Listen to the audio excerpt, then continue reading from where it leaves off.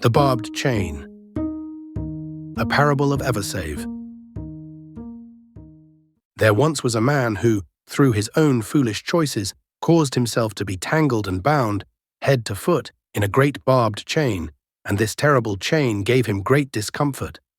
Moreover, it made his life very difficult, for it impeded his movement so that it was hard for him to walk. And with every motion of his body, the barbs on the chain dug into his flesh.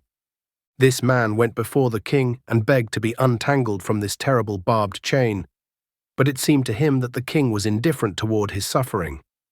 "Not yet," he heard the king say with a sad expression. And so this went on. Once every week, the poor man came before the king and begged to be freed from the barbed chain, and every time the king gazed at him with deep sadness and then shook his head, saying, "Not yet," or "You're not ready." Thus, after a year and a day of coming before his lord, the poor tormented man grew discouraged, and he began to doubt the goodness of the king.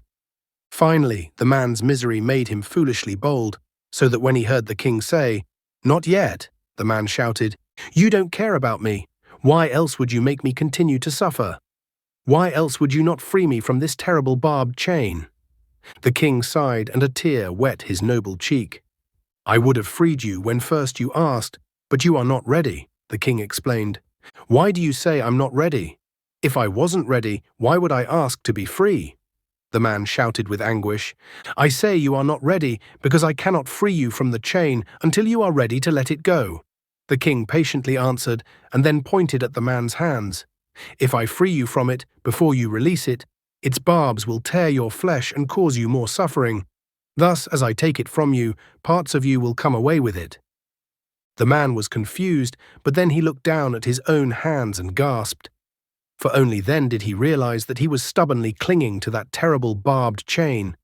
After a deep breath, the man slowly opened his hands, and as soon as he had released his hold upon that terrible chain, it fell from him and clattered upon the stone floor of the king's hall.